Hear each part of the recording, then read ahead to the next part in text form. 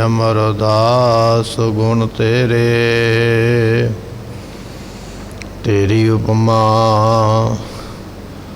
तोहे बन आवे। सुखाओ टल गुर सेविया, हरनस सहज सुभाए।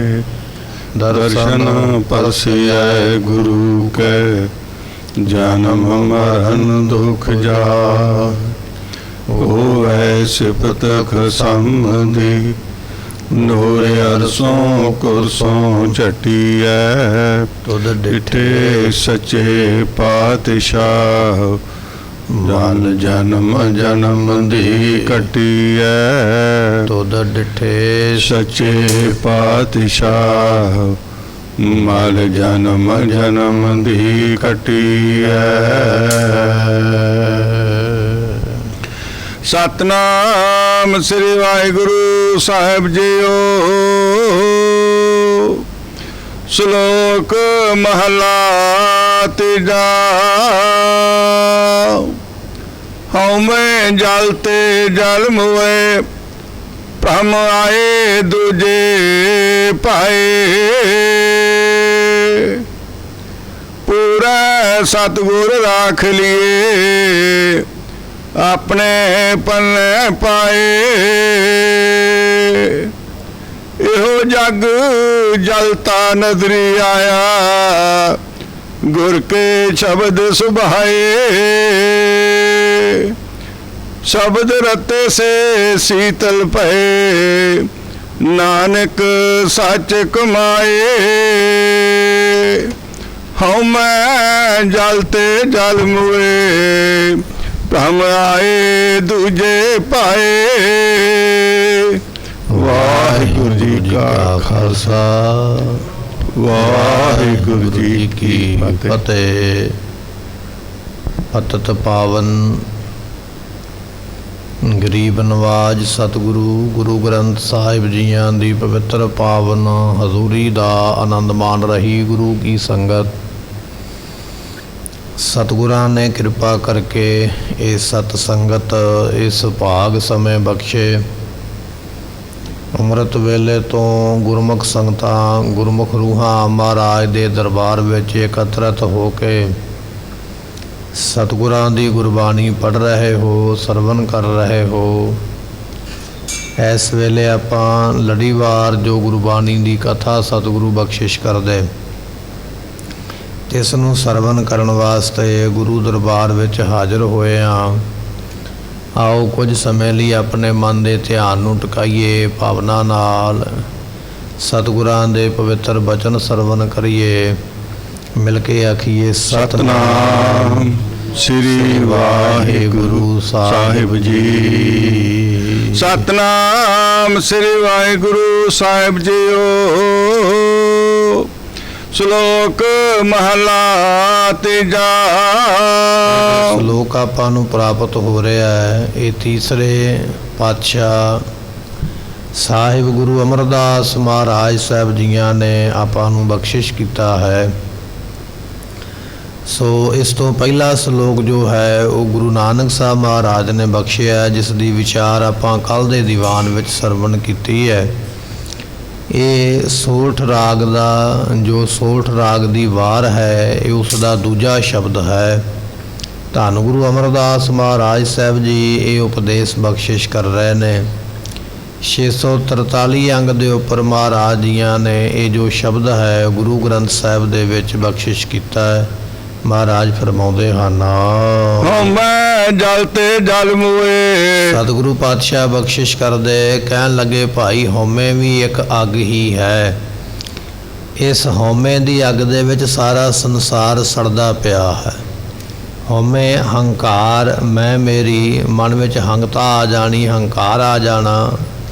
हंकार दा रूप कोई भी हो सकता है, किसी भी तरह हंकार सूक्ष्म तो सूक्ष्म ही हो सकता है, ਵੱਡੇ ਤੋਂ ਵੱਡਾ भी हो सकता है, ਵੱਡੇ पदार्थ का मान भी हो सकता, हंकार भी हो सकता है। इस तरह छोटे पदार्थ का या थोड़ी वस्तु का मान भी आ सकता है। महाराज कहन लगे बिन हो त्याग कहाँ को त्यागी। ਇਹ ਮਹਾਰਾਜ ਦੇ ਬਚਨ ਨੇ। ਕਈ ਵਾਰੀ ਕੀ ਹੁੰਦਾ ਹੈ, ਘਰ-ਬਾਰ ਵਿਅਕਤੀ ਛੱਡ ਦਿੰਦਾ ਹੈ, ਜ਼ਮੀਨ ਜਾਇਦਾਦ ਵੀ ਛੱਡ ਦਿੰਦਾ ਹੈ, ਸਾਰੇ ਪਦਾਰਥ ਛੱਡ ਦਿੱਤੇ, ਪਰ ਜਦੋਂ ਸਾਰੇ ਪਦਾਰਥਾਂ ਨੂੰ ਛੱਡ ਕੇ ਸਾਧੂ ਬਣ ਗਿਆ, ਜੋਗੀ ਬਣ ਗਿਆ, ਜੰਗਲਾਂ ਨੂੰ ਚਲਾ ਗਿਆ, ਪਰ ਮਨ ਦੇ ਵਿੱਚ ਇਹ ਕਲਪਨਾ ਕਿਤੇ ਨਾ ਕਿਤੇ ਬੈਠੀ ਹੈ, ਵਿਚਾਰ ਕਿਤੇ ਨਾ ਕਿਤੇ ਇਹ ਬੈਠਾ ਹੋਇਆ ਹੈ, ਮੈਂ ਘਰ-ਬਾਰ ਛੱਡਿਆ, ਮੈਂ ਜ਼ਮੀਨ ਜਾਇਦਾਦ ਛੱਡੀ ਹੈ, ਧਨ ਛੱਡ ਦਿੱਤਾ ਹੈ। ਦੁਨੀਆ ਦੇ ਲੋਕ ਵੇਖੋ ਧਨ ਨਾਲ ਕਿੰਨਾ ਮੋਹ ਕਰਦੇ, ਘਰ ਨਾਲ ਕਿੰਨਾ ਮੋਹ ਕਰਦੇ, ਪਰ ਮੈਂ ਸਭ ਕੁਝ ਛੱਡ ਕੇ ਆਇਆ। ਛੱਡ ਵੀ ਦਿੱਤਾ ਹੈ, ਪਰ ਫਿਰ ਵੀ ਕਿਤੇ ਨਾ ਕਿਤੇ ਹਉਮੈ ਜ਼ਰੂਰ ਬੈਠੀ ਹੈ, ਮੈਂ ਛੱਡ ਕੇ ਆਇਆ ਹਾਂ। ਸਤਿਗੁਰੂ ਪਾਤਸ਼ਾਹ ਕਹਿਣ ਲੱਗੇ, ਬਿਨ ਹਉ ਤਿਆਗ ਕਹਾਂ ਕੋ ਤਿਆਗੀ। ਆਪਣੇ ਆਪ ਨੂੰ ਤਿਆਗੀ ਕਹਿਣ ਵਾਲਿਆ, ਜਿੰਨਾ ਚਿਰ ਹਉਮੈ ਨਹੀਂ ਛੱਡਦਾ ਉਹਨਾਂ ਚਿਰ ਤੇਰਾ ਕੋਈ ਤਿਆਗ ਨਹੀਂ ਹੈ।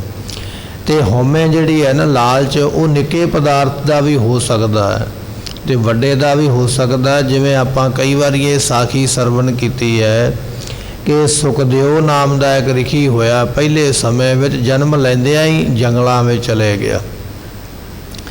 ਜਦੋਂ ਜਨਮ ਮਿਲਿਆ, ਧਰਤੀ ਤੇ ਆਇਆ, ਆਉਂਦਿਆਂ ਹੀ ਇਸਨੇ ਘਰ-ਬਾਰ ਛੱਡਿਆ, ਮਾਂ-ਬਾਪ ਛੱਡੇ, ਜੰਗਲ ਵਿੱਚ ਚਲਾ ਗਿਆ। ਮੈਂ ਤੇ ਬੰਦਗੀ ਕਰਨ ਆਇਆ, ਮੈਂ ਤੇ ਤਪ ਕਰਨ ਆਇਆ। ਹੁਣ ਤਪ ਤੇ ਕਰਦਾ ਪਿਆ ਜੰਗਲ ਵਿੱਚ ਬੈਠ ਕੇ, ਪਰ ਇਸ ਗੱਲ ਦਾ ਮਾਣ ਵੀ ਹੈ ਵੀ ਵੇਖੋ ਮੈਂ ਤੇ ਜਨਮ ਲੈਂਦਿਆਂ ਹੀ ਜੰਗਲ ਵਿੱਚ ਆ ਗਿਆ, ਮੈਂ ਤੇ ਜਨਮ ਲੈਂਦਿਆਂ ਹੀ ਤਪੱਸਿਆ ਤਪ ਕਰਨ ਲੱਗ ਪਿਆ। ਇਹ ਹਉਮੈ ਆ ਗਈ, ਇਹ ਮਾਣ ਆ ਗਿਆ। ਭਾਵੇਂ ਕਿ ਕਰਦਾ ਵੀ ਪਿਆ ਹੈ, ਪਰ ਮਨ ਵਿੱਚ ਇਹ ਵੀ ਨਾਲ ਵਿਚਾਰ ਹੈ ਵੀ ਮੈਂ ਕਰਦਾ ਪਿਆ। ਮੇਰੇ ਵਰਗਾ ਦੁਨੀਆ ਵਿੱਚ ਕੋਈ ਨਹੀਂ ਹੋਇਆ ਜਿਸ ਨੇ ਜਨਮ ਲੈਂਦਿਆਂ ਹੀ ਰੱਬ ਦਾ ਤਪ ਬੰਦਗੀ ਸ਼ੁਰੂ ਕੀਤੀ ਹੈ। ਮਹਾਰਾਜ ਕਹਿਣ ਲੱਗੇ, ਭਾਈ ਬਚਨ ਇਹ ਹੈ ਕਿ ਜੰਮਦਿਆਂ ਹੀ ਸੁਖ ਲਈ ਉਦਾਸੀ। ਜੰਮਦਿਆਂ ਨਾਲ ਹੀ ਸੁਖਦੇਵ ਰਿਖੀ ਨੇ ਉਦਾਸਪੁਣਾ ਧਾਰ ਲਿਆ, ਘਰ-ਬਾਰ ਛੱਡਿਆ, ਪਰਿਵਾਰ ਛੱਡਿਆ, ਜੰਗਲ ਵਿੱਚ ਆ ਕੇ ਬੈਠਾ। ਪਰ ਜਦੋਂ ਕਾਫੀ ਸਮਾਂ ਤਪ ਕਰਦੇ ਨੇ ਕੱਢ ਦਿੱਤਾ ਨਾ, ਤੇ ਫਿਰ ਇਸ ਨੂੰ ਸੋਝੀ ਮਿਲੀ ਜਾਂ ਕਿਸੇ ਨੇ ਦੱਸਿਆ ਵੀ ਗੁਰੂ ਬਿਨਾਂ ਗੱਲ ਨਹੀਂ ਉਹ ਬਣਦੀ। ਭਾਵੇਂ ਤੂੰ ਜਨਮ ਲੈਂਦਿਆਂ ਹੀ ਘਰ-ਬਾਰ ਛੱਡਿਆ ਹੈ, ਤਪ ਤੇ ਕਰਦਾ ਪਿਆ, ਪਰ ਜਿੰਨਾ ਚਿਰ ਗੁਰੂ ਕੋਲੋਂ ਉਪਦੇਸ਼ ਨਹੀਂ ਲੈਂਦਾ ਉਹਨਾਂ ਚਿਰ ਪ੍ਰਾਪਤੀ ਨਹੀਂ ਹੋਣੀ। ਫਿਰ ਪੁੱਛਿਆ, ਕਹਿਣ ਲੱਗਾ ਵੀ ਗੁਰੂ ਵੀ ਇਹੋ ਜਿਹਾ ਚਾਹੀਦਾ ਨਾ, ਮੇਰੇ ਵਰਗਾ। ਮਨੁੱਖ ਦੇ ਮਨ ਵਿੱਚ ਇਹ ਹੁੰਦੀ ਹੈ ਵੀ ਜੋ ਮੈਂ ਕਮਾਈ ਕਰੀ ਬੈਠਾ, ਜੋ ਮੈਂ ਜੀਵਨ ਢਾਲੀ ਬੈਠਾ ਹਾਂ, ਮੇਰਾ ਗੁਰੂ ਇਸ ਤੋਂ ਵੀ ਕਿਤੇ ਅੱਗੇ ਹੋਵੇ। ਹੁਣ ਆਖਦਾ ਵੀ ਮੇਰੇ ਵਰਗੇ ਏਡੇ ਵੱਡੇ ਰਿਖੀ ਦਾ ਗੁਰੂ ਵੀ ਤੇ ਫਿਰ ਉਹੋ ਜਿਹਾ ਤਿਆਗੀ ਵਿਰਾਗੀ ਹੋਵੇ। ਤੇ ਕਿਸੇ ਨੇ ਆਖਿਆ ਵੀ ਜਾ ਰਾਜੇ ਜਨ ਕੋਲ ਚਲੇ ਜਾ। ਹੁਣ ਜਾਂਦਾ ਪਿਆ, ਰਸਤੇ ਵਿੱਚ ਸੋਚਦਾ ਵੀ ਉਹ ਰਾਜਾ ਰਾਜ ਮਹਿਲਾਂ ਵਿੱਚ ਬੈਠਾ ਹੈ, ਮੈਂ ਜੰਗਲ ਵਿੱਚ ਰਹਿਣ ਵਾਲਾ ਰਿਖੀ, ਮੈਂ ਉਹਦੇ ਕੋਲ ਜਾ ਕੇ ਨਾਮ ਲਵਾਂ, ਉਹਦੇ ਜਾ ਕੇ ਚਰਨਾਂ ਤੇ ਮੱਥਾ ਟੇਕਾਂ। ਮਨ ਵਿੱਚ ਹਉਮੈ ਹੈ, ਮੈਂ ਜੰਮਦਿਆਂ ਜੰਗਲ ਵਿੱਚ ਆ ਗਿਆ, ਇਹ ਰਾਜਾ ਬਣਿਆ, ਮੈਨੂੰ ਕੀ ਉਪਦੇਸ਼ ਦੇਵੇਗਾ।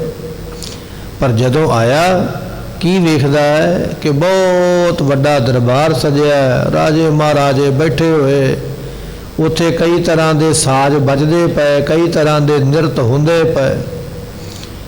ਹਉਮੈ ਤੇ ਪਹਿਲਾਂ ਹੀ ਮਨ ਵਿੱਚ ਸੀ, ਵੇਖ ਕੇ ਹੋਰ ਹਉਮੈ ਵੱਧ ਗਈ। ਕਹਿਣ ਲੱਗਾ, ਮੈਂ ਜੰਗਲਾਂ ਵਿੱਚ ਰਹਿਣ ਵਾਲਾ, ਕਦੇ ਇਸਤਰੀ ਜਾਤ ਦੇ ਮੱਥੇ ਨਹੀਂ ਲੱਗਾ, ਇੰਨਾ ਤਪ ਕੀਤਾ, ਇਹ ਰਾਜਾ ਤੇ ਇਸਤਰੀਆਂ ਦਾ ਨਿਰਤ ਵੇਖਦਾ ਪਿਆ, ਇਹ ਮੈਨੂੰ ਕੀ ਉਪਦੇਸ਼ ਦੇਵੇਗਾ। ਮਨ ਵਿੱਚ ਹਉਮੈ ਹੈ ਨਾ ਵੀ ਮੇਰੇ ਵਰਗਾ ਹੈ ਕੋਈ ਨਹੀਂ। ਹੁਣ ਉਹਨਾਂ ਨੇ ਜਾਣਿਆ ਮਨ ਵਿੱਚ ਵੀ ਇਹਦੇ ਮਨ ਵਿੱਚ ਹਉਮੈ ਹੈ, ਜਿੰਨਾ ਚਿਰ ਹਉਮੈ ਦੂਰ ਨਹੀਂ ਹੁੰਦੀ ਉਪਦੇਸ਼ ਨਹੀਂ ਨਾ ਟਿਕੇਗਾ। ਫਿਰ ਉਹਨਾਂ ਨੇ ਇੱਕ ਬਹਾਨਾ ਬਣਾਇਆ ਇਹਦੀ ਹਉਮੈ ਦੂਰ ਕਰਨ ਦਾ। ਤੇ ਜਦੋਂ ਪਰਖ ਪਾਈ ਨਾ, ਫਿਰ ਪਰਖ ਦੇ ਵਿੱਚ ਜਦੋਂ ਨਹੀਂ ਪੂਰਾ ਉਤਰ ਸਕਿਆ, ਫਿਰ ਜਾ ਕੇ ਸਮਝ ਪਈ ਵੀ ਇਕੱਲਾ ਜੰਗਲਾਂ ਵਿੱਚ ਬਹਿਣ ਕਰਕੇ ਕੁਝ ਨਹੀਂ ਹੁੰਦਾ। ਇਹ ਮਨ ਦਾ ਭਰਮ ਹੀ ਹੈ ਵੀ ਮੈਂ ਇੰਨਾ ਸਮਾਂ ਜੰਗਲ ਵਿੱਚ ਬੈਠਾ, ਪ੍ਰਾਪਤੀ ਤੇ ਮੈਨੂੰ ਹੋਈ ਕੋਈ ਨਹੀਂ, ਹਉਮੈ ਤੇ ਮੇਰੀ ਮਨ ਵਿੱਚ ਉਸੇ ਤਰ੍ਹਾਂ ਬੈਠੀ ਹੈ। ਜਦੋਂ ਹੰਕਾਰ ਟੁੱਟਿਆ ਤੇ ਫਿਰ ਚਰਨ ਜਾ ਕੇ ਫੜੇ, ਕਹਿਣ ਲੱਗਾ ਜੀ ਮਾਫ ਕਰ ਦਿਓ। ਤੇ ਉਹ ਰਾਜਾ ਜਨਕ ਜੀ ਕਹਿਣ ਲੱਗੇ, ਕਹਿੰਦੇ ਉਹ ਤੇ ਹੁਣ ਗੱਡੀ ਲੰਘ ਗਈ ਹੈ, ਜਿਹੜੀ ਤੈਨੂੰ ਮਿਲਣੀ ਸੀ ਨਾ ਉਹ ਸਮਾਂ ਤੇ ਲੰਘ ਗਿਆ, ਹੁਣ ਤੇ ਇੰਤਜ਼ਾਰ ਕਰਨਾ ਪਵੇਗਾ, ਇੰਤਜ਼ਾਰ ਕਰੇਗਾ ਫਿਰ ਗੱਲ ਬਣੇਗੀ। ਕਹਿਣ ਲੱਗੇ ਫਿਰ ਇੰਤਜ਼ਾਰ ਕਰਦਾ, ਮਿੰਨਤਾਂ ਕਰਦਾ। ਵਿਚਾਰ ਇਹ ਹੈ, ਇਹ ਜਿਹੜੀ ਹਉਮੈ ਹੈ ਨਾ ਭਾਈ, ਇਹਦੇ ਵਿੱਚ ਇਕੱਲਾ ਇਹ ਨਹੀਂ ਵੀ ਆਪਾਂ ਹੀ ਦੁਖੀ ਹੋਏ ਬੈਠੇ ਹਾਂ, ਆਪਾਂ ਗ੍ਰਸਤੀ ਪਰਿਵਾਰਾਂ ਵਾਲੇ ਮੈਂਬਰ ਹਾਂ, ਪਰਿਵਾਰਾਂ ਵਿੱਚ ਰਹਿੰਦੇ ਹਾਂ, ਹਉਮੈ ਸਾਡੇ ਮਨ ਵਿੱਚ ਵੀ ਹੈ, ਪਰ ਇਹਦਾ ਭਾਵ ਇਹ ਨਹੀਂ ਵੀ ਇਕੱਲੇ ਆਪਾਂ ਹੀ ਹਾਂ। ਇਹਦੇ ਵਿੱਚ ਤੇ ਵੱਡੇ ਵੱਡੇ ਰਿਖੀ ਸੜ ਗਏ ਹਉਮੈ ਦੇ ਵਿੱਚ, ਤਪੀ ਮੁਨੀ, ਜੰਗਲਾਂ ਵਿੱਚ ਰਹਿਣ ਵਾਲੇ, ਜੰਮਦੇ ਹੀ ਜੰਗਲਾਂ ਵਿੱਚ ਜਾ ਕੇ ਤਪ ਕਰਨ ਵਾਲੇ। महाराज कहन लगे हौमे ने तो उन्होंने भी नहीं छड्डिया, हौमे नूं तो भी लैके बैठे हुए। सो सतगुरु पातशाह कहन लगे हौमे जलते, हौमे दे विच जलदे पै सारी दुनिया सड़दी पई है। जल मूए पता नहीं किन्ने को हौमे विच सड़ के इथों दुनिया तो चले गए, किन्ने को हौमे लैके बैठे ने सड़दे पए ने, किन्ने को आउण वाले समय विच आउणगे वो भी हौमे लैके ते सड़दे रहणगे। गिणती कोई नहीं है। संसार विच हंकार किन्नियां कू नूं साड़दा पिया, हौमे किन्नियां कू नूं साड़दी पई है। इस गल दा कोई कथन नहीं कर सकदा है। भ्रम आए दूजे पाए, द्वैत विच लग के, द्वैत नाम ईरखा दा, ईरखा विच लग के, मोह विच लग के, हंकार विच लग के, हौमे विच लग के महाराज कहन लगे ऐसे कम्मां विच लग के ते भ्रम आए। वार वार चक्कर कढ़ के फिर उथे संसार विच, फिर चक्कर कढ़िया फिर दोबारा संसार विच, जिवें घुमियार दा चक चलदा ना वार वार एक थां ते घुम के आउंदा है। इस तरह ये आत्मा साडी जिहड़ी है ना गुरमुखो, ये हौमे करके वार वार चक्कर कढ़दी है। एक जन्म विच आके दुनिया विच आउंदी है, दूजा जन्म लैके फिर इसे दुनिया विच आउंदी है, तीजा जन्म लैके फिर इसे दुनिया विच आउंदी है। जिवें घुमियार दा चक गोल गोल घुमदा है, वार वार इके थां ते फिर आउंदा है। इसे तरह ये जीव वार वार संसार विच घुमदा है, वार वार जन्म लैके इसे दुनिया विच आउंदा है। सतगुरु पातशाह कहन लगे हौमे जलते, हौमे हंकार दे विच जले सड़दे होए ये जिहड़े जीव ने वार वार भाई द्वैत विच लगे हुए इस दुनिया विच भ्रम भ्रम के आए ने, घुम घुम के आए ने, वार वार जन्म लैके आउंदे हन। पूरा सतगुर राख लिए करना चाहिए। कहंदे जी पूरे गुरु दी शरण विच जाण तो बिना भला नहीं होना। जे तू ये गल कहे ना भी गुरु की लोड़ ही कोई नहीं है, तो हुणे आपां साखी सरवण कीती है कि भगत सुखदेव जिहड़ा है जमदियां जंगल में चला गया, पर फिर भी उन्होंने जाके उत्थे समझ मिली भी गुरु बिना गल नहीं हो बननी। पहला गुरु बनावेगा तां तेरा तप सफला होना है। गुरमुखो आपां ते तप ही नहीं करते ते सफला होना तो दूर की गल है। महाराज कहन लगे गुरमुखा जिन्ना चिर पूरे गुरु की शरण विच नहीं ना आउंदा उन्ना चिर तेरी रखिया कोई नहीं होनी है। गुर का शब्द रखवारे चौकी चौगिरद हमारे, राम नाम मन लागा जम लजाए कर भागा। ये महाराज दे महावाक ने। सतगुरु पातशाह कहन लगे गुरु का शब्द तेरी रखिया करदा है, गुरु का शब्द तेरी मदद करता है। इस करके जिन्ना चिर पूरे गुरु की शरण में नहीं ना भाई प्यारिया आउंदा उन्ना चिर कदे काम ने आ जाना, कदे क्रोध ने आ जाना, कदे लोभ मोह ते हंकार भी आके बैठा होया है। ये गुरु दे कोल नाम दा इहो जिहा डंडा है। महाराज डंडा फड़ के खड़े ते काम नूं मार मार के उतों भजा दिंदे। जिवें भाई जोगा जी दे पैरे उपर महाराज खलोते होए ते सतगुरां ने सिख नूं बचाया होया ऐसे वकार तो। इसे तरह महाराज कृपा कर दे पूरे सतगुर राख लिए। पूरिया गुरां ने सिर ते मेहर दा हत्थ दे के रख लिया है, पर गुरमुखो गुरु भी पूरा होना चाहिए। अधूरा गुरु ना होवे कि पखंडी कर छड्डे पर कमाई कोई ना कीती आ मुड़ के जेलों में रुलदा पिया है। ऐसा पखंडी गुरु नहीं होना चाहिए। गुरु भी पूरा होवे जिहड़ा मेहर दा हाथ दे के रखना करे।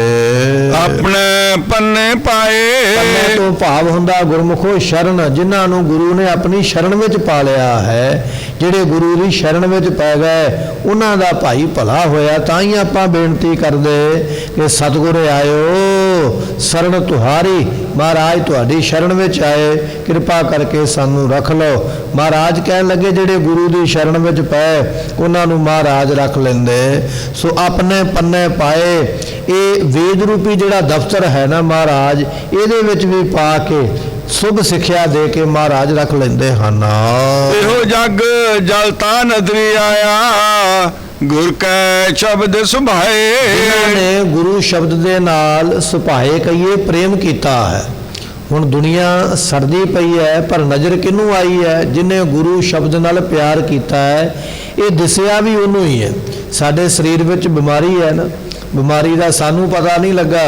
वैद कोल गए उन्हें नब्ज फड़ लई, नब्ज फड़ के उन्हें झट ही दसिया तेरे अंदर ये बीमारियां घर घर गई। साडा शरीर बीमार हो गया, असी भावें रिपोर्ट करवा के हथ में फड़ी हुई है पर पता तो नहीं ना। ਡਾਕਟਰ ਦੇ ਕੋਲ ਗਏ, ਉਹਨੇ ਵੇਖ ਕੇ ਦੱਸਿਆ ਵੀ ਆਹ ਬਿਮਾਰੀਆਂ ਵੱਧ ਗਈਆਂ ਭਾਈ, ਇਹਦਾ ਇਲਾਜ ਕਰਨਾ ਪਵੇਗਾ।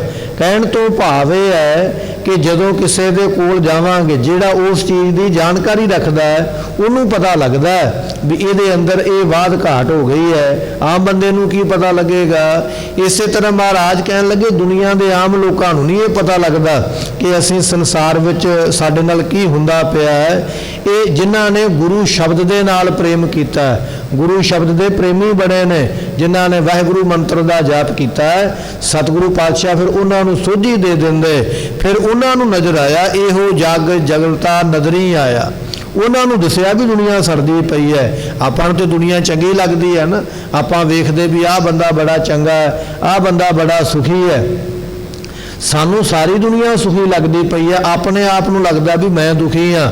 ਪਰ ਜਿਹੜੇ ਗੁਰਮੁਖ ਨੇ ਨਾ, ਉਹਨਾਂ ਨੂੰ ਪਤਾ ਲੱਗ ਜਾਂਦਾ ਵੀ ਨਹੀਂ, ਇਹ ਸਾਰੀ ਦੁਨੀਆ ਹੀ ਦੁਖੀ ਹੋਈ ਪਈ ਹੈ। ਭਾਈ ਸਾਹਿਬ ਭਾਈ ਮਰਦਾਨਾ ਜੀ ਨੇ ਪੁੱਛਿਆ ਨਾ ਗੁਰੂ ਨਾਨਕ ਦੇਵ ਮਹਾਰਾਜ ਜੀਆਂ ਨੂੰ, ਮਹਾਰਾਜ ਸਾਹਮਣੇ ਉਹ ਦੇਖੋ ਸ਼ਾਹੂਕਾਰ ਬੈਠਾ ਹੈ, ਵੇਖੋ ਚਿੱਟੀਆਂ ਚਾਦਰਾਂ ਥੱਲੇ ਵਿਛੀਆਂ ਹੋਈਆਂ, ਚਿੱਟੇ ਸਰਾਣੇ ਮਹਾਰਾਜ ਢੋਲ ਆ ਕੇ ਬੈਠਾ ਹੈ, ਨੌਕਰ ਚਾਕਰ ਹੱਥ ਜੋੜ ਕੇ ਖਲੋਤੇ ਹੋਏ, ਕੋਈ ਪਾਣੀ ਪਿਲਾਉਂਦਾ ਪਿਆ, ਕੋਈ ਭੋਜਨ ਛਕਾਉਂਦਾ ਪਿਆ, ਕੋਈ ਕੰਮਕਾਰ ਕਰਦਾ, ਕੋਈ ਪੱਖਾ ਝਲਦਾ ਪਿਆ। ਵੇਖੋ ਮਹਾਰਾਜ ਸ਼ਾਹੂਕਾਰ ਨੂੰ ਕਿੰਨੀਆਂ ਮੌਜਾਂ ਬਣੀਆਂ, ਕਿੰਨਾ ਸੁਖੀ ਹੈ। ਮਹਾਰਾਜ ਨੇ ਵੇਖਿਆ ਸ਼ਾਹੂਕਾਰ ਦੇ ਵੱਲ, ਕਹਿਣ ਲੱਗੇ ਭਾਈ ਮਰਦਾਨਿਆ ਇਹ ਬਾਹਰੀ ਸੁੱਖ ਦਿਸਦੇ ਪਏ, ਅੰਦਰੋਂ ਇਹ ਵੀ ਸੜਦਾ ਪਿਆ।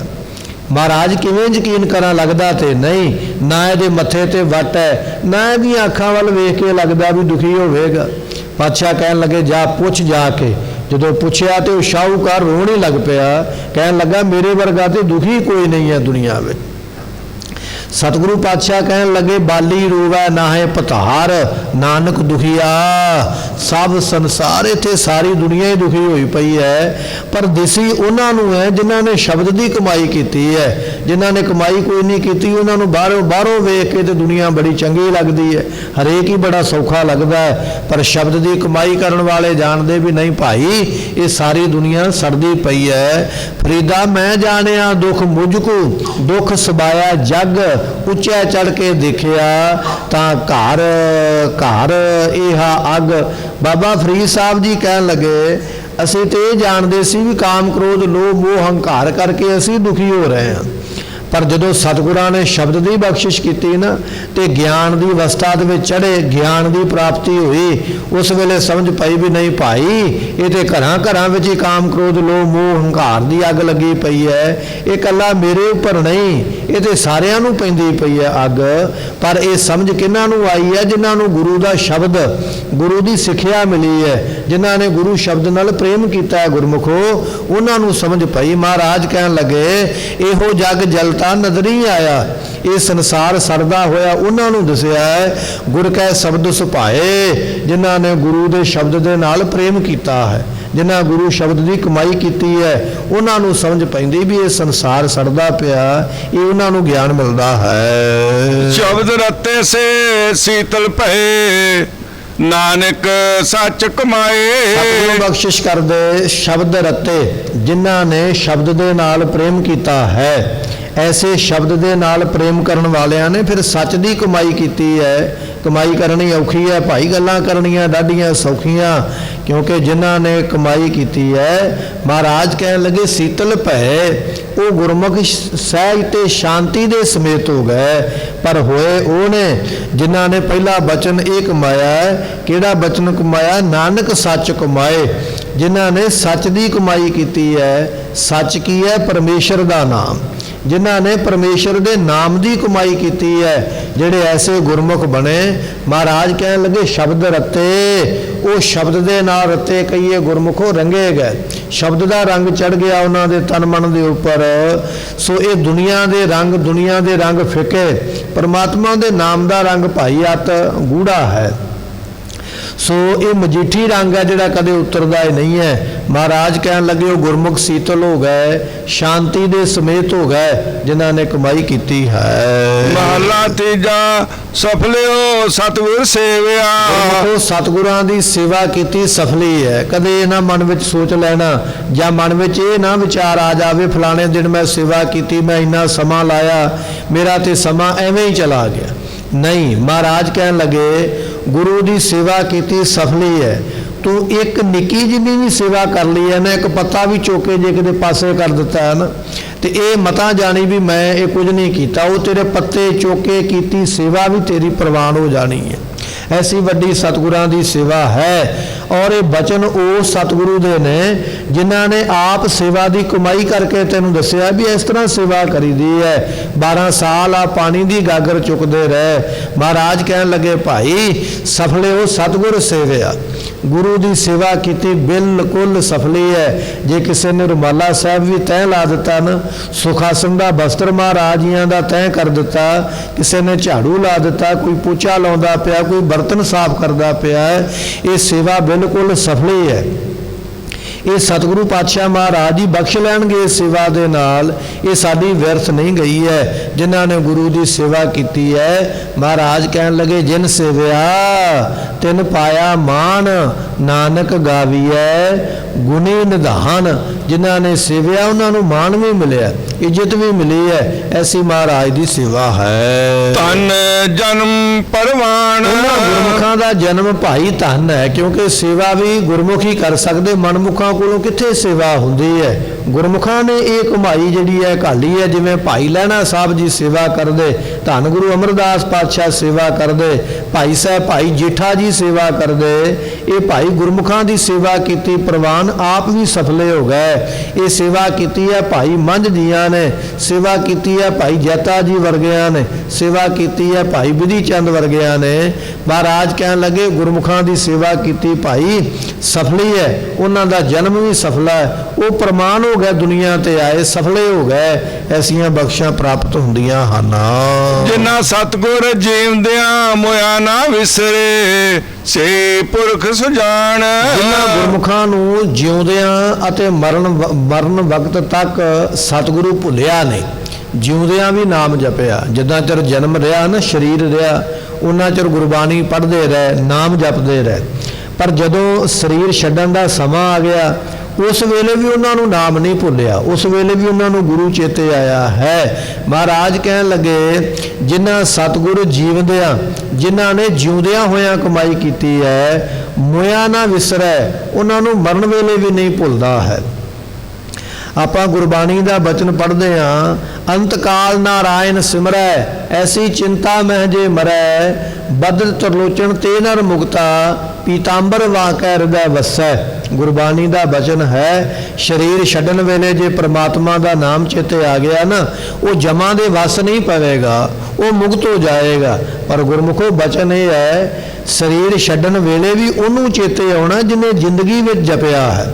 ਜਿਹਨੇ ਜ਼ਿੰਦਗੀ ਵਿੱਚ ਨਹੀਂ ਨਾ ਜਪਿਆ, ਉਹ ਭਾਵੇਂ ਅੰਤ ਵੇਲੇ ਕਿੰਨਾ ਵੀ ਯਤਨ ਕਰੇ, ਨਹੀਂ ਚੇਤੇ ਆਵੇਗਾ। ਉਹਨੂੰ ਸੰਸਾਰ ਦੇ ਕਾਰ ਵਿਹਾਰ ਹੀ ਚੇਤੇ ਆਉਣਗੇ, ਸੰਸਾਰ ਦੇ ਧੰਦੇ ਹੀ ਚੇਤੇ ਆਉਣਗੇ। ਅੰਤ ਵੇਲੇ ਰੱਬ ਦਾ ਨਾਮ ਨਿਕਲਣਾ ਹੀ ਨਹੀਂ ਹੈ, ਜ਼ੁਬਾਨ ਹੀ ਬੰਦ ਹੋ ਜਾਏਗੀ, ਗਲਾ ਹੀ ਬੰਦ ਹੋ ਜਾਏਗਾ, ਨਹੀਂ ਉਹ ਜਪ ਸਕੇਗਾ। ਅੰਤ ਵੇਲੇ ਵੀ ਉਹਨੇ ਹੀ ਜਪਣਾ ਹੈ ਜਿਹਨੇ ਜਿਉਂਦਿਆਂ ਜਪਿਆ ਹੋਇਆ ਹੈ। ਸਤਿਗੁਰੂ ਪਾਤਸ਼ਾਹ ਕਹਿਣ ਲੱਗੇ ਜਿਨ੍ਹਾਂ ਸਤਿਗੁਰ ਜੀਵਦਿਆਂ, ਜਿਨ੍ਹਾਂ ਨੇ ਜਿਉਂਦਿਆਂ ਹੋਇਆਂ ਜਪਿਆ ਹੈ, ਭਾਈ ਮੋਇਆ ਨਾ ਵਿਸਰੈ, ਉਹਨੂੰ ਮਰਨ ਵੇਲੇ ਵੀ ਨਹੀਂ ਭੁੱਲੇਗਾ। ਮਰਨ ਵੇਲੇ, ਸਰੀਰ ਛੱਡਣ ਵੇਲੇ ਵੀ ਉਹਦੇ ਮੂੰਹ ਵਿੱਚੋਂ ਨਿਕਲੇਗਾ ਵਾਹਿਗੁਰੂ। ਉਹ ਸਰੀਰ ਛੱਡਣ ਵੇਲੇ ਵੀ ਬਾਣੀ ਪੜ੍ਹਦਾ ਹੋਵੇਗਾ। ਜਿਨ੍ਹਾਂ ਨੂੰ ਜਿਉਂਦਿਆਂ ਨਹੀਂ ਭੁੱਲਿਆ ਹੈ। ਧੰਨ ਧੰਨ ਬਾਬਾ ਬੁੱਢਾ ਸਾਹਿਬ ਜੀ ਜਦੋਂ ਸਰੀਰ ਛੱਡਣ ਲੱਗੇ, ਧੰਨ ਗੁਰੂ ਹਰਗੋਬਿੰਦ ਪਾਤਸ਼ਾਹ ਮਹਾਰਾਜ ਜੀਆਂ ਨੂੰ ਪਹਿਲਾਂ ਹੀ ਸੁਨੇਹਾ ਭੇਜਿਆ, ਮਹਾਰਾਜ ਸਾਹਿਬ ਜੀ ਇਹ ਜਿਹੜੀ ਅੰਤਮ ਯਾਤਰਾ ਦੇ ਪੜਾਅ ਤੇ ਮੈਂ ਪਹੁੰਚਾ, ਆਪ ਜੀ ਕਿਰਪਾ ਕਰੋ, ਮੇਰੀ ਇੱਕੋ ਹੀ ਲਾਲਸਾ ਹੈ, ਇੱਛਾ ਇੱਕੋ ਹੀ ਹੈ, ਜਦੋਂ ਮੇਰੇ ਨੇਤਰ ਬੰਦ ਹੋਣ ਨਾ ਇਸ ਦੁਨੀਆ ਦੇ ਵਿੱਚ, ਉਸ ਵੇਲੇ ਤੁਸੀਂ ਮੇਰੇ ਸਾਹਮਣੇ ਬੈਠੇ ਹੋਵੋ ਅਤੇ ਮੇਰੇ ਕੋਲ ਨਾਮ ਦੀਆਂ ਦਾਤਾਂ ਉਸ ਵੇਲੇ ਆਪ ਜੀ ਬਖਸ਼ਿਸ਼ ਕਰਦੇ ਹੋਵੋ। ਇਹ ਮੇਰੇ ਤੇ ਰਹਿਮਤ ਕਰੋ।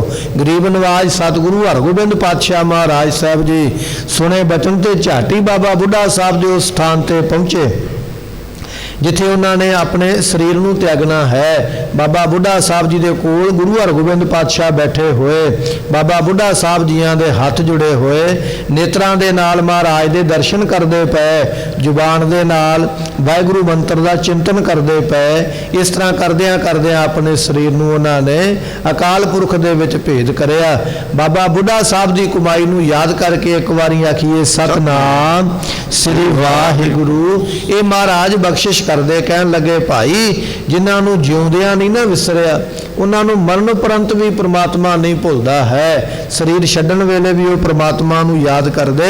ਸੇਈ ਪੁਰਖ ਸੁਜਾਨ, ਉਹਨਾਂ ਮਹਾਂਪੁਰਖਾਂ ਨੂੰ ਸੁਜਾਨ ਕਹੀਏ, ਸਿਆਣਾ ਕਿਹਾ ਜਾਂਦਾ। ਉਹ ਨੇ ਮਹਾਂਪੁਰਖ ਭਾਈ, ਉਹ ਨੇ ਜੀਵਨ ਦੀ ਕਮਾਈ ਕਰਨ ਵਾਲੇ, ਜਿਨ੍ਹਾਂ ਦੀ ਐਸੀ ਅਵਸਥਾ ਬਣ ਗਈ ਹੈ ਸਰੀਰ ਦੇ ਨਾਲ ਜਿਹੜੇ ਨਾਮ ਜਪਦੇ ਪਏ, ਉਹਨਾਂ ਮਹਾਂਪੁਰਖਾਂ ਨੂੰ ਕਹਿ ਲਈਏ ਸੁਜਾਨ ਕਿਹਾ ਜਾਂਦਾ, ਸਿਆਣਾ ਕਿਹਾ ਜਾਂਦਾ, ਜਿਹੜੇ ਇਸ ਤਰ੍ਹਾਂ ਦੀ ਅਵਸਥਾ ਦੇ ਮਾਲਕ ਹਨ।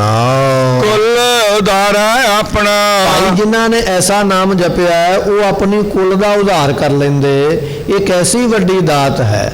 ਮੰਨ ਲਓ ਮੈਂ ਪੜ੍ਹਾਈ ਕੀਤੀ ਹੈ ਨਾ, ਨੌਕਰੀ ਮੈਨੂੰ ਹੀ ਮਿਲੇਗੀ, ਮੈਂ ਕੋਈ ਖੱਟੀ ਕਮਾਈ ਕੀਤੀ ਹੈ ਉਹਦਾ ਫਲ ਮੈਨੂੰ ਹੀ ਮਿਲੇਗਾ, ਪਰ ਗੁਰਮੁਖੋ ਨਾਮ ਦੀ ਕਮਾਈ ਬੜੀ ਵੱਡੀ ਹੈ। ਨਾਮ ਦੀ ਕਮਾਈ ਕੀਤੀ ਇੱਕ ਨੇ, ਪਰ ਸਾਰੀ ਕੁਲ ਦਾ ਹੀ ਭਲਾ ਹੋ ਜਾਂਦਾ, ਸਾਰੀਆਂ ਕੁਲਾਂ ਹੀ ਤਰ ਜਾਂਦੀਆਂ, ਮਾਤਾ ਪਿਤਾ ਦਾਦਾ ਦਾਦੀ ਨਾਨਕੇ ਦਾਦਕੇ ਸਹੁਰੇ ਸਾਰੇ ਹੀ ਤਰ ਗਏ। ਇਹ ਨਾਮ ਦੀ ਕਮਾਈ ਹੈ। ਨਾਮ ਦੀ ਕਮਾਈ ਕਰਦਾ ਤੇ ਇੱਕ ਜਾਣਾ ਪਿਆ ਹੈ, ਪਰ ਮਹਾਰਾਜ ਕਹਿਣ ਲੱਗੇ ਉਹਦੀ ਸੰਗਤ ਕਰਨ ਵਾਲੇ ਕੀਤੀ ਛੁੱਟੀ ਨਾਲ ਜਪਜੀ ਸਾਹਿਬ ਦਾ ਬਚਨ ਪੜ੍ਹਦੇ ਆ ਨਾ ਆਪਾਂ, ਮਹਾਰਾਜ ਕਹਿੰਦੇ ਪਤਾ ਨਹੀਂ ਕਿੰਨੇ ਕੁ ਨਾਲ ਛੁੱਟ ਗਏ ਜਿਨ੍ਹਾਂ ਗੁਰਮੁਖਾਂ ਨੇ ਨਾਮ ਦੀ ਕਮਾਈ ਕੀਤੀ ਹੈ। ਕੁੱਲ ਉਧਾਰੇ ਆਪਣਾ, ਆਪਣੀ ਕੁੱਲ ਨੂੰ ਆਪਣੇ ਖਾਨਦਾਨ ਨੂੰ ਉਧਾਰ ਲਿਆ, ਸਫਲਾ ਕਰ ਲਿਆ ਨਾਮ ਜਪਣ ਵਾਲੇ ਨੇ। ਸੋ ਜਨ ਹੋਆ ਪਰਵਾਨ, ਉਹ ਜਿਹੜਾ ਜਨ ਗੁਰਮੁਖ ਹੈ ਨਾ ਪ੍ਰਵਾਨ ਹੈ ਭਾਈ। ਆਇਆ ਸਫਲਤਾਹੂ ਕੋ ਗਣੀਐ, ਜਾਸ ਰਸਨ ਹਰ ਹਰ ਜਸ ਭਣੀਐ, ਉਹਦਾ ਦੁਨੀਆ ਤੇ ਆਇਆ ਸਫਲਾ ਹੈ। ਉਹ ਸਫਲਾ ਹੋ ਗਿਆ ਗੁਰਮੁਖ ਮਹਾਂਪੁਰਖ, ਗੁਰੂ ਕਾ ਸਿੱਖ ਜਿਨੇ ਨਾਮ ਜਪਿਆ, ਉਹ ਆਪ ਵੀ ਪ੍ਰਮਾਨ ਹੈ, ਪ੍ਰਮਾਨਿਕ ਹੈ। ਉਹਦੀ ਸੰਗਤ ਕਰਨ ਵਾਲੇ ਵੀ ਪ੍ਰਮਾਨਿਕ ਹੋ ਜਾਂਦੇ ਹਨ। ਗੁਰਮੁਖ ਮੂਏ ਜੀਵ ਦੇ ਪ੍ਰਵਾਨ ਹੈ। ਸਤਿਗੁਰੂ ਪਾਤਸ਼ਾਹ ਮਹਾਰਾਜ ਕਹਿਣ ਲੱਗੇ ਜਿਹੜੇ ਗੁਰਮੁਖ ਨੇ, ਗੁਰਮੁਖ ਉਹਨਾਂ ਨੂੰ ਕਿਹਾ ਜਾਂਦਾ ਹੈ। ਗੁਰਮੁਖੋ ਸਿੱਧਾ ਜਿਹਾ ਸਮਝਣ ਵਾਸਤੇ ਸ਼ਬਦ ਹੈ, ਜਿਹਦਾ ਮੁਖ ਗੁਰੂ ਵੱਲ ਹੈ ਉਹਨੂੰ ਕਿਹਾ ਜਾਂਦਾ ਗੁਰਮੁਖ। ਗੁਰੂ ਵੱਲ ਮੁਖ ਕਰਨ ਤੋਂ ਮਤਲਬ ਇਹ ਹੁੰਦਾ ਹੈ, ਭਾਵ ਇਹ ਹੁੰਦਾ ਵੀ ਗੁਰੂ ਦੇ ਕਹਿਣੇ ਦੇ ਉੱਪਰ ਚੱਲਣਾ, ਗੁਰੂ ਦੇ ਬਚਨ ਦੇ ਉੱਪਰ ਚੱਲਣਾ, ਗੁਰੂ ਦੇ ਬਚਨ ਦੀ ਕਮਾਈ ਕਰਨੀ, ਉਹਨੂੰ ਗੁਰਮੁਖ ਆਖਿਆ ਜਾਂਦਾ ਹੈ। ਮਹਾਰਾਜ ਕਹਿਣ ਲੱਗੇ ਭਾਈ ਗੁਰਮੁਖ ਮੂਏ, ਗੁਰਮੁਖ ਜਿਹੜੇ ਨੇ ਨਾ ਸਰੀਰ ਛੱਡਦੇ ਪਏ ਜਾਂ ਗੁਰਮੁਖ ਸੰਸਾਰ ਵਿੱਚ ਜਨਮ ਲੈ ਕੇ ਆਉਂਦੇ ਪਏ, ਇਹ ਪ੍ਰਵਾਨ ਹੈ, ਉਹ ਪ੍ਰਵਾਨ ਹੀ ਨੇ ਭਾਈ। ਦੁਨੀਆ ਤੇ ਆਏ ਕਾਹਦੇ ਵਾਸਤੇ? ਜਨ ਪਰਉਪਕਾਰੀ ਆਏ। ਗੁਰਮੁਖ ਆਉਂਦੇ ਹੀ ਪਰਉਪਕਾਰ ਕਰਨ ਵਾਸਤੇ, ਸੰਸਾਰ ਵਿੱਚ ਆਏ ਸਾਡੇ ਵਰਗਿਆਂ ਦਾ ਭਲਾ ਕਰਨ ਵਾਸਤੇ। ਜਨ ਪਰਉਪਕਾਰੀ ਆਏ। ਇਹ ਜਿਹੜੇ ਜਨ ਭਗਤ ਗੁਰਮੁਖ ਨਾਮ ਦੇ ਰਸੀਏ ਮਹਾਤਮਾ ਆਏ ਪਰਉਪਕਾਰ ਕਰਨ ਵਾਸਤੇ। ਜਦੋਂ ਦੁਨੀਆ ਤੋਂ ਗਏ ਉਦੋਂ ਵੀ ਨਾਮ ਦੀ ਕਮਾਈ ਕਰਦਿਆਂ ਚਲੇ ਗਏ। ਗੁਰਮੁਖ ਮੂਏ ਜੀਵ ਦੇ ਪ੍ਰਵਾਨ ਹੈ। ਗੁਰਮੁਖ ਜਿਹੜੇ ਨੇ ਪ੍ਰਮਾਤਮਾ ਦੇ ਦਰ ਤੇ ਜਿਉਂਦਿਆਂ ਹੋਇਆ ਜ਼ਿੰਦਗੀ ਦੇ ਵਿੱਚ ਜਿੰਨਾ ਸਮਾਂ ਰੱਬ ਨੇ ਦਿੱਤਾ ਹੈ ਉਦੋਂ ਵੀ ਉਹ ਪ੍ਰਵਾਨ ਨੇ, ਅਤੇ ਜਦੋਂ ਜ਼ਿੰਦਗੀ ਸਰੀਰ ਨੂੰ ਛੱਡ ਕੇ ਇਸ ਦੁਨੀਆ ਤੋਂ ਜਾਂਦੇ ਉਦੋਂ ਵੀ ਉਹ ਗੁਰਮੁਖ ਪ੍ਰਵਾਨ ਹੁੰਦੇ ਹਨ। ਮਨਮੁਖ ਜਨਮ ਮਰਾਹੇ। ਦੂਜੇ ਪਾਸੇ ਮਨਮੁਖ, ਹੁਣ ਮਨਮੁਖ ਨੂੰ ਸਮਝਣਾ ਹੋਵੇ ਤੇ ਸਿੱਧਾ ਬਚਨ ਇਹ ਹੈ ਵੀ ਜਿਹਨੇ ਮਨ ਨੂੰ ਮੁਖ ਰੱਖਿਆ ਹੋਇਆ, ਮੇਰਾ ਮਨ ਇਹ ਕਹਿੰਦਾ ਹੈ ਮੈਂ ਇਹ ਕੰਮ ਕਰਾਂ, ਭਾਵੇਂ ਗੁਰੂ ਰੋਕਦਾ ਹੈ ਵੀ ਭਾਈ ਆਹ ਕਰਮ ਨਾ ਕਰੀ, ਪਰ ਮਨਮੁਖ ਬੰਦਾ ਕਹਿੰਦਾ ਵੀ ਨਹੀਂ ਮੈਂ ਗੁਰੂ ਦੀ ਨਹੀਂ ਮੰਨਣੀ, ਮੈਂ ਮਨ ਦੀ ਮੰਨਾਂਗਾ, ਮੇਰੇ ਮਨ ਨੇ ਮੈਨੂੰ ਇੱਧਰ ਨੂੰ ਖਿੱਚਿਆ, ਮੈਂ ਕੰਮ ਕਰਨਾ ਹੀ ਕਰਨਾ ਹੈ, ਉਹਨੂੰ ਕਿਹਾ ਜਾਂਦਾ ਮਨਮੁਖ। ਮਹਾਰਾਜ ਕਹਿਣ ਲੱਗੇ ਮਨਮੁਖ ਬੰਦੇ ਜਿਹੜੇ ਨੇ ਉਹਨਾਂ ਨੂੰ ਕੀ ਪ੍ਰਾਪਤ ਹੁੰਦਾ ਹੈ? ਜਨਮ ਮਰਾਹੇ। ਪਹਿਲਾਂ ਜਨਮ ਲੈ ਕੇ ਆਉਣਗੇ, ਇੱਥੇ ਵੀ ਉਹਨਾਂ ਨੇ ਮਾੜੇ ਕਰਮ ਹੀ ਕਰਨੇ, ਫਿਰ ਮਰ ਕੇ ਚਲੇ ਜਾਣਗੇ, ਦੁਬਾਰਾ ਫਿਰ ਜਨਮ ਲੈ ਕੇ ਆਏ, ਫਿਰ ਮਰ ਕੇ ਗਏ, ਪਤਾ ਨਹੀਂ ਕਿੰਨੀ ਕੁ ਵਾਰੀ ਉਹਨਾਂ ਨੇ ਜੰਮਣਾ ਹੈ, ਕਿੰਨੀ ਕੁ ਵਾਰੀ ਉਹਨਾਂ ਨੇ ਮਰਨਾ ਹੈ।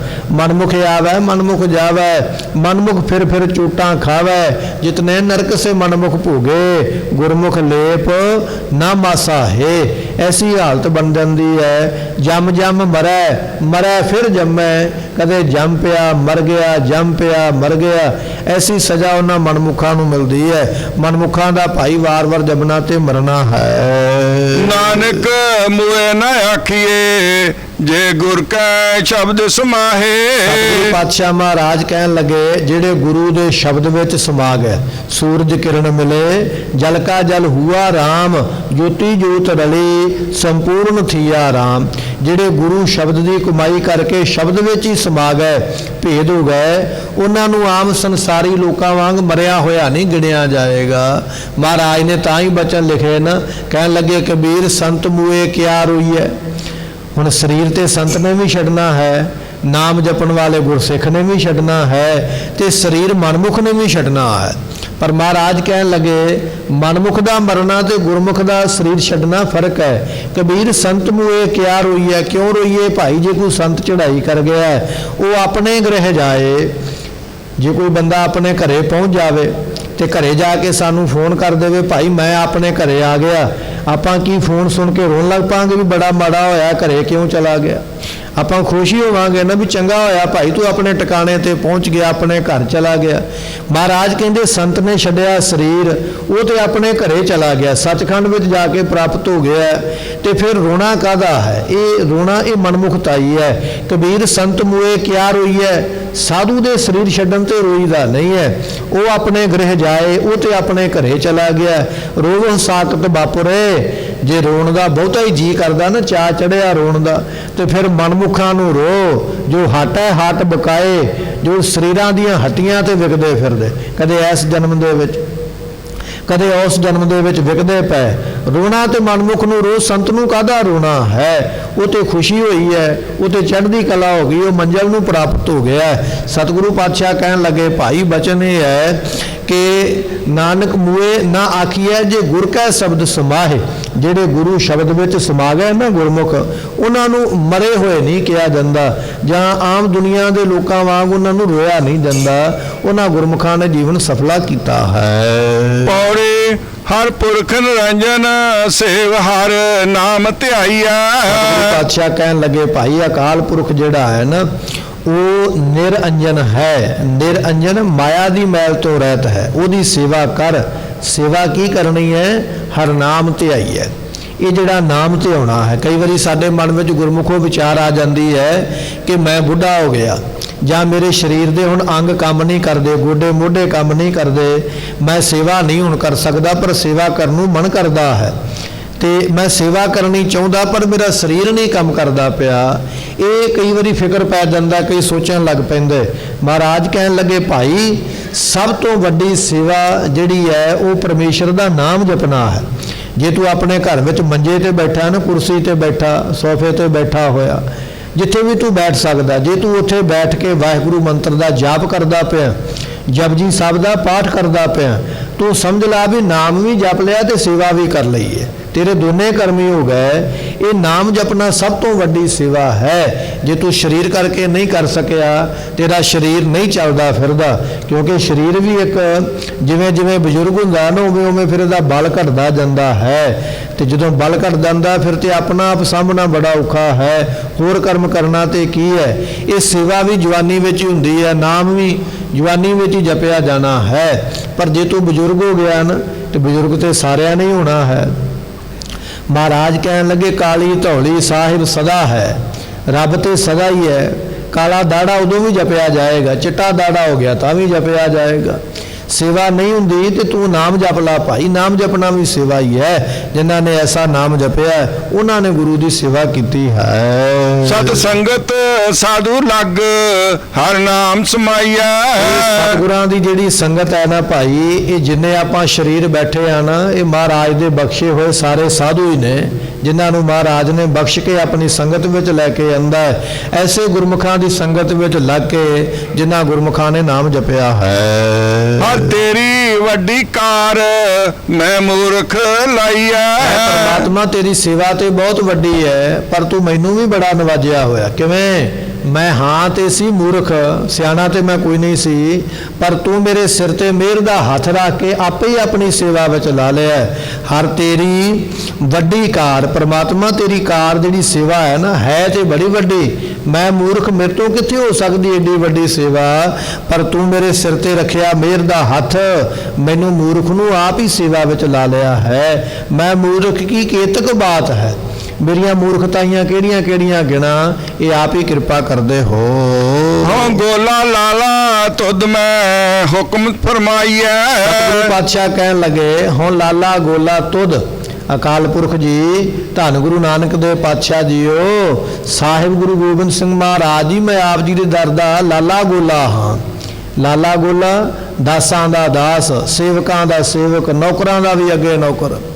ਭਾਵ ਕਿ ਇੰਨਾ ਨੀਵਾਂ ਹਾਂ, ਐਸੀ ਨਿਮਰਤਾ ਰੱਖ ਵੀ ਮੈਂ ਤੇ ਦਾਸਾਂ ਦਾ ਦਾਸ ਹਾਂ, ਮੈਂ ਹੁਕਮ ਫਰਮਾਈ ਹੈ, ਪਰ ਮਹਾਰਾਜ ਮੈਨੂੰ ਹੁਕਮ ਤੇ ਕਰੋ ਵੀ ਕਰਨਾ ਕੀ ਹੈ ਤੇ ਮੈਂ ਤੁਹਾਡੇ ਦਾਸਾਂ ਦਾ ਦਾਸ ਹੀ ਹਾਂ, ਪਰ ਜਦੋਂ ਤੁਸੀਂ ਹੁਕਮ ਕਰੋਗੇ ਨਾ ਉਹ ਮੈਂ ਪ੍ਰਮਾਣ ਜ਼ਰੂਰ ਕਰਾਂਗਾ। ਧੰਨ ਗੁਰੂ ਗੋਬਿੰਦ ਸਿੰਘ ਮਹਾਰਾਜ ਜੀ ਜਦੋਂ ਗਏ ਨਾ ਦਮਦਮਾ ਸਾਹਿਬ ਦੀ ਧਰਤੀ ਤੇ, ਮਹਾਰਾਜ ਨੂੰ ਕਿਸੇ ਨੇ ਬੰਦੂਕ ਦਿੱਤੀ ਲਿਆ ਕੇ ਤੇ ਸਤਿਗੁਰਾਂ ਨੇ ਪਾਈਆਂ ਗੋਲੀਆਂ, ਕਹਿਣ ਲੱਗੇ ਆਓ ਸਾਹਮਣੇ ਭਾਈ ਅਸੀਂ ਗੋਲੀ ਦਾ ਨਿਸ਼ਾਨਾ ਪਰਖਣਾ।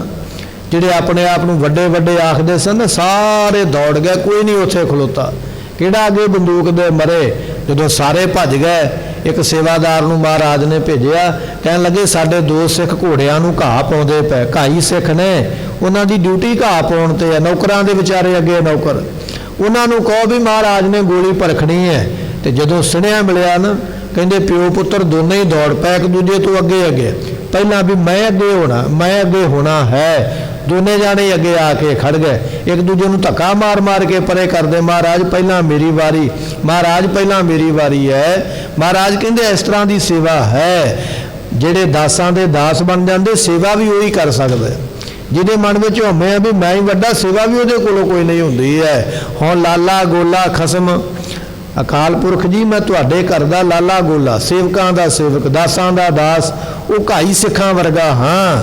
ਮੈਂ ਹੁਕਮ ਫਰਮਾਈ ਹੈ, ਆਪ ਜੀ ਹੁਕਮ ਤੇ ਕਰੋ ਨਾ ਕਿਹੜੀ ਸੇਵਾ ਕਰਨੀ ਹੈ, ਮੈਂ ਆਪਣਾ ਤਨ ਤੱਕ ਨਿਸ਼ਾਵਰ ਕਰ ਦਿਆਂਗਾ, ਐਸੀ ਆਪ ਜੀ ਦੀ ਕਿਰਪਾ ਹੈ। ਹਾਂ ਗੁਰਮੁਖ ਕਾਰ ਕਮਾਵਾ ਜੇ ਗੁਰ ਸਮਝਾਈਐ। ਸਤਿਗੁਰੂ ਪਾਤਸ਼ਾਹ ਕਹਿਣ ਲੱਗੇ ਜੇ ਸਤਿਗੁਰੂ ਸਮਝਾ ਦੇਣ, ਸਿੱਖਿਆ ਦੇ ਦੇਣ, ਬਖਸ਼ਿਸ਼ ਕਰ ਦੇਣ ਤੇ ਫਿਰ ਮੈਂ ਗੁਰੂ ਦੀ ਕਾਰ ਨੂੰ ਕਮਾ ਕੇ ਵੀ ਵਿਖਾ ਸਕਦਾ, ਗੁਰੂ ਦੀ ਸੇਵਾ ਕਰਕੇ ਵਿਖਾ ਸਕਦਾ। ਹਾਂ ਗੁਰਮੁਖ ਕਾਰ ਕਮਾਵਾ, ਜਿਹੜੇ ਭਾਈ ਮੁਖੀ ਗੁਰਾਂ ਦੇ ਕੋਲ ਪਹੁੰਚੇ, ਮੁਖੀ ਗੁਰਾਂ ਨੇ ਜਿਨ੍ਹਾਂ ਨੂੰ ਦੇ ਦਿੱਤਾ ਉਪਦੇਸ਼, ਉਹ ਬਣ ਗਿਆ ਗੁਰਮੁਖ, ਉਹਨਾਂ ਗੁਰਮੁਖਾਂ ਨੇ ਸੇਵਾ ਕਮਾਈ ਹੈ। ਕਿਹੜੀ ਸੇਵਾ ਕਮਾਈ? ਜਿਹੜੀ ਗੁਰੂ ਨੇ ਸਮਝਾ ਦਿੱਤੀ ਹੈ। ਭਾਈ ਆ ਸੇਵਾ ਕਰੇਗਾ ਤੇ ਤੂੰ ਸਫਲਾ ਹੋ ਜਾਵੇਂਗਾ। ਸੇਵਾ ਦੀਆਂ ਬੇਅੰਤ ਸਾਖੀਆਂ ਆਪਾਂ ਸਰਵਣ ਕਰਦੇ, ਸਤਿਗੁਰੂ ਰਹਿਮਤ ਕਰਨ, ਸਾਨੂੰ ਵੀ ਐਸੀਆਂ ਦਾਤਾਂ ਬਖਸ਼ਿਸ਼ ਕਰਨ, ਅਸੀਂ ਸਫਲੇ ਹੋ ਜਾਈਏ। ਸਮੇਂ ਦੀ ਸਮਾਪਤੀ, ਭੁੱਲਾਂ ਦੀ ਮੁਆਫੀ ਦਿਓ ਸੱਜਣ ਅਸੀਸੜੀਆਂ, ਜੋ ਹੋਵੇ ਸਾਹਿਬ ਸਿਓ ਮੇਲ। ਓ ਗੋਲਾ ਲਾਲਾ ਤੁਧ ਮੈਂ ਹੁਕਮ ਫਰਮਾਈਆ, ਹੋ ਗੁਰਮੁਖ ਕਾਰ ਕਮਾਵਾ ਜੇ ਗੁਰ ਸਮਝਾਈਆ। ਵਾਹਿਗੁਰੂ ਜੀ ਕਾ ਖਾਲਸਾ, ਵਾਹਿਗੁਰੂ ਜੀ ਕੀ